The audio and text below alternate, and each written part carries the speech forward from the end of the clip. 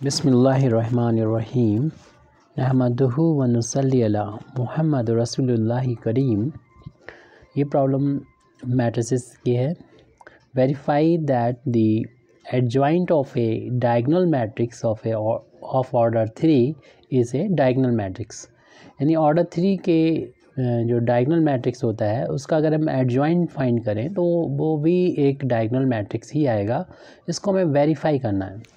जब वेरीफाई करना होता है तो हम एग्ज़ाम्पल लेके सॉल्व कर सकते हैं। अगर प्रूव करना होता है तो फिर हमें जो है उसका मेथड दूसरा रहता है, और जब हमें वेरीफाई करना होता है तो कोई एक एग्ज़ाम्पल पर्टिकुलर एग्ज़ाम्पल लेके किया जा सकता है। फिर भी हम इसको जनरल केस में सॉल्व करने की कोशिश करेंगे। सबसे पहले मैं एक डायगोनल मैट्रिक्स मान लेते हैं A. Let A be a diagonal matrix given by, इसको हम इस तरीके से लिख रहे हैं। ए मैट्रिक्स हम लोग जानते हैं डायगोनल मैट्रिक्स, किस मैट्रिक्स को डायगोनल मैट्रिक्स कहते हैं, और इसमें ऑर्डर बताया गया है 3 ऑर्डर का रखना है। 3 यानी रो होंगे, 3 कॉलम होंगे, क्योंकि डायगोनल मैट्रिक्स स्क्वायर ऑर्डर की होती है। तो इसमें इस एलिमेंट को हम ए बोल दे रहे हैं, और इसमें रो में 3 एलिमेंट होंगे और कॉलम में भी 3 एलिमेंट ही होंगे, और लीडिंग डायगोनल में 0 एलिमेंट ना होके कोई और एलिमेंट होगा। बाकी जो ऑफ डायगोनल एलिमेंट होंगे वो सभी 0 होंगे। इस तरीके से हमें एक ये डायगोनल मैट्रिक्स पता चल गई। ये जो डायगोनल मैट्रिक्स जो लीडिंग डायगोनल है इसमें नॉन ज़ीरो एलिमेंट है, बाकी सभी 0 एलिमेंट है। तो ये ऐसे ही मैट्रिक्स को हम लोग डायगोनल मैट्रिक्स बोलते हैं। अब इसका अगर एडजॉइंट फाइंड करेंगे तो फिर वो भी एक डायगोनल मैट्रिक्स ही होगी। यहाँ पर हमने अगर आप चाहें तो उसमें 1, 5, 6 कुछ भी एलिमेंट यहाँ पर ले सकते हैं। आप 1, 2, 3 ले सकते हैं, कुछ भी एलिमेंट ले सकते हैं, उससे भी प्रूव किया जा सकता है। लेकिन हमने इसको जनरल केस बनाने के लिए कुछ ABC ले लिया। ABC की वैल्यू कुछ भी हो सकती है यहाँ पर। अब हमें एडजॉइंट जब फाइंड करना होता है तो हर एक जो एलिमेंट हैं उनके कोफैक्टर फाइंड करना होता है। सबसे पहले हम इस एलिमेंट की बात करते हैं। ये प्लेस जो है फर्स्ट रो फर्स्ट कॉलम में है, ये फर्स्ट रो फर्स्ट कॉलम का एलिमेंट है। तो इसके करस्पॉन्डिंग, इस ए के करस्पॉन्डिंग जो कोफैक्टर होगा वो उसको कैपिटल A11 से लिखेंगे, और उसकी जो वैल्यू होगी, आपको मालूम है इसका साइन जो होता है प्लस होता है, क्योंकि -1 की पावर करते हैं 1 + 1, तो -1 की पावर 2 हो जाएगा, यानी प्लस हो जाएगा। और फिर इसके बाद इस एलिमेंट को छुपाने के बाद जो बचेगा उसको यहाँ पर लिख देंगे। जो आपको ये नज़र आ रहा है उसको यहाँ पर नोट कर लेंगे, यानी ये वैल्यू हो जाएगी V 0 और 0C। तो इसका इंटू इसमें हो जाएगा B × C -0 × 0 0 हो जाएगी, यानी ये वैल्यू BC के इक्वल हो जाएगी।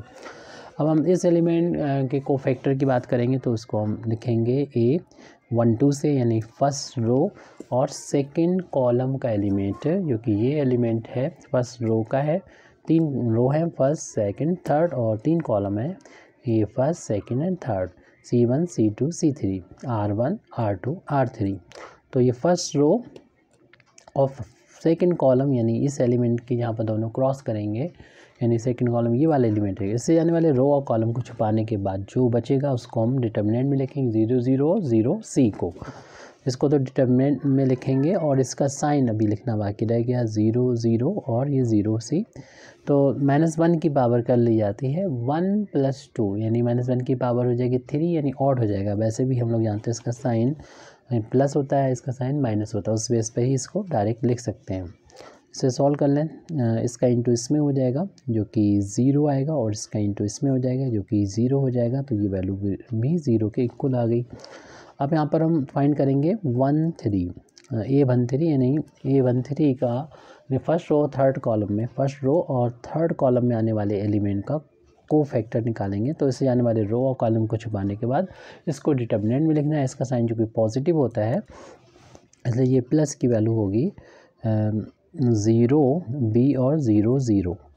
तो इसको छुपाने के बाद जो बचा उसको लिख लिया, और इसमें सेकंड ऑर्डर के डिटर्मिनेंट को सॉल्व करते हैं। तो इसका इंटू इसमें हो जाता है 0 × 0 0 हो गया, माइनस इसका इंटू इसमें हो जाता है 0 × B 0 हो जाएगा, यानी वैल्यू 0 आ गई। अब यहाँ पर हम फर्स्ट रो के जब तीनों एलिमेंट को लिख लिया, अब सेकंड रो में आएंगे और इसके तीनों एलिमेंट को फिर लिखेंगे। तो सेकंड रो का फर्स्ट एलिमेंट हो गया 2 1, first second row first column, तो यानी -1 की पावर हो जाएगी 2 + 1, यानी -1 की पावर 3, यानी ये साइन माइनस होता है तो इसका साइन हम लोगों को पहले से भी पता होता है, ये प्लस, तो इसके पड़ोस में साइन जो होगा वो माइनस होगा, इसके पड़ोस में साइन माइनस होगा तो और इसके पड़ोस में प्लस होगा। अगर हम डायगनली चलेंगे तो ये जो साइन होगा ये प्लस था तो ये सारे के सारे प्लस होंगे, ऐसे ये अगर निगेटिव है तो ये निगेटिव होंगे, ये आपको मालूम है। तो अब सेकंड रो का फर्स्ट कॉलम छुपा लीजिए, जो दिखाई दे रहा है हमको 0 0 और 0 C, इसको हम यहाँ पर लिख लेंगे रो वाइज 0 0 और 0 C। अब इसको एक्सपेंड करेंगे, इस 0 का इस C में मल्टीप्लाई होगा तो 0 हो जाएगा और इस 0 का इसमें इंटू करेंगे 0 हो जाएगा। आप डायरेक्ट भी 0 लिख सकते हैं। अब है 2 1 के बाद A, अगले पेज पर हम यहाँ पर लिख रहे हैं A 2 2 लिखेंगे, यानी सेकंड रो सेकंड कॉलम, यानी -1 की पावर 2 + 2 करेंगे, यानी -1 की पावर 4, जो प्लस का साइन आ जाएगा। और आप वैसे भी डायरेक्ट जानते हैं इसका साइन प्लस ही होता है, क्योंकि प्लस माइनस प्लस, यानी लीडिंग डायगोनल के सब प्लस होते हैं। तो इस इस वाले यानी 2 2 जो एलिमेंट है उसके जाने वाले रो को छुपा लिया, कॉलम को छुपा लिया, जो आपको नज़र आ रहा है, यानी A 0 0 C, ये रो वाइज हम यहाँ पर लिख देंगे A 0 और 0 C, और इसको एक्सपेंड कर देंगे, इसका इंटू इसमें हो जाएगा A इंटू C हो गया, और इसका इंटू इसमें हो जाएगा माइनस का 0, यानी C इंटू A लिख सकते हैं इसको साइक्लिक ऑर्डर में। अब यहाँ पर A 2 3 लिखेंगे, जो कि क्लियरली इन दोनों का सम ऑड आ रहा है तो हम इसको निगेटिव कर देंगे, हालांकि वैल्यू 0 ही आ रही है। दूसरा रो है और तीसरा कॉलम है, इसको छुपाने के बाद जो दिख रहा है, यानी A 0 और 0 0 लिख देंगे, A 0 और 0 0, और इनका इसका इंटू इसमें करेंगे, यानी 0 हो जाएगा, इसका इंटू इसमें करेंगे तो 0 आ जाएगा, यानी ये वैल्यू हो जाएगी 0। अब हम यहाँ पर देखा कि सेकंड रो के तीनों कॉलम हो गए 1 2 और ये 3। अब हम थर्ड रो को स्टार्ट कर रहे हैं, उसका फर्स्ट कॉलम लिख रहे हैं, थर्ड रो का फर्स्ट कॉलम, तो इनका सम यानी 2 1 4 होता है, यानी इवन है तो इसका साइन प्लस हो जाएगा। और इस एलिमेंट थर्ड रो है ये, और इसका फर्स्ट कॉलम है तो ये वाला, इनसे जाने वाले रो और कॉलम को जो हम इसको छुपा देंगे तो हमें नज़र आ रहा है 0 0 और B 0, तो इसको लिख देंगे यहाँ पर 0 0 एंड B 0, रो वाइज लिखा है हमने।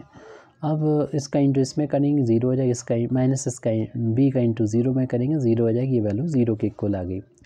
अब यहाँ पर हम थर्ड रो और सेकंड कॉलम करेंगे, इनका 2 और 3 और 2 सम करेंगे, 5 आ गया, ऑड है तो निगेटिव साइन आएगा।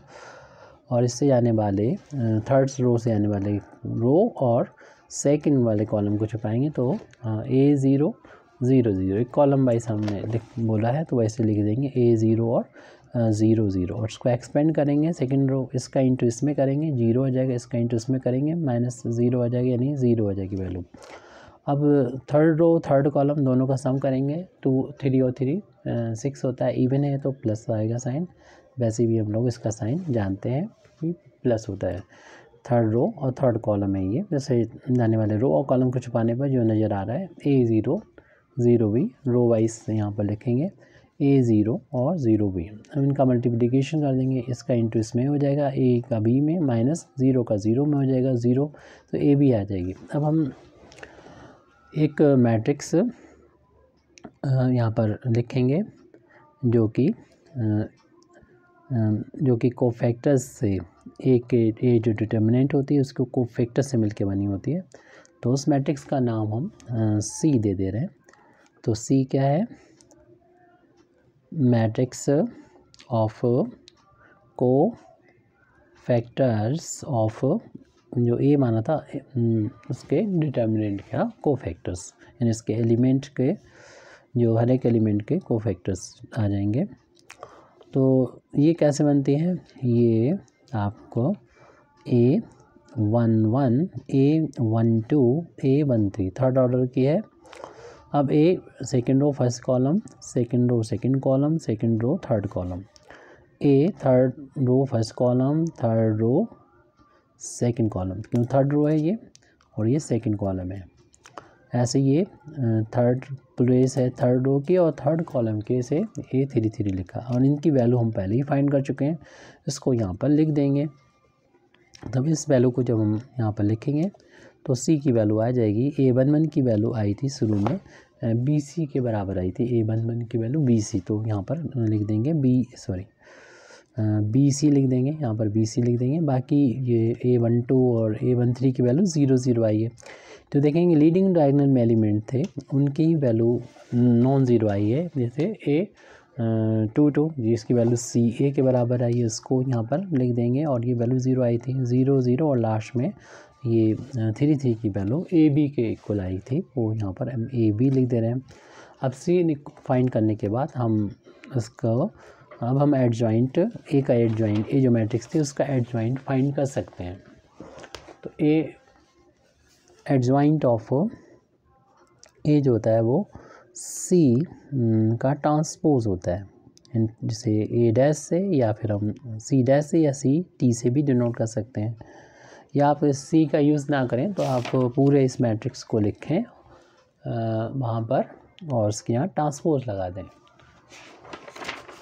यानी और ये तो हमने वैल्यू फाइंड कर ली, तो हम C की वैल्यू यहाँ पर लिख देंगे। C की जो वैल्यू है वो BC 0 0 0 CA 0 0 0 AB है, उसका ट्रांसपोज करना है। तो ट्रांसपोज में क्या होता है, रो को कॉलम में कन्वर्ट कर देंगे, तो इस तरीके से हमें मिल जाएगा BC 0 0 0 CA 0 0 0 AB। तो इस तरीके से देख रहे हैं कि सारे एलिमेंट जो हैं वो लीडिंग डायगोनल के एलिमेंट हैं, बाकी ऑफ डायगोनल एलिमेंट 0 हैं। तो इस तरीके से ये जो मैट्रिक्स मिली है हमको, तो ये एडजॉइंट ऑफ A जो हमको मिला है, तो हम देख रहे हैं कि जो भी एलिमेंट हैं नॉन ज़ीरो वो सभी लीडिंग डायगोनल में है, ऑफ डायगोनल एलिमेंट 0 है। तो ऐसी मैट्रिक्स जो होती है उसको डायगोनल मैट्रिक्स होती है, तो हम कह सकते हैं जो एक एडजॉइंट आया है विच इज़ से डायगोनल मैट्रिक्स। ये हमको वेरीफाई करना था,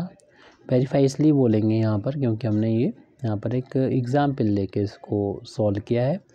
thank you very much Indeed for listening me व आखिर दावाना अल्हम्दुलिल्लाहि रब्बिल आलमीन।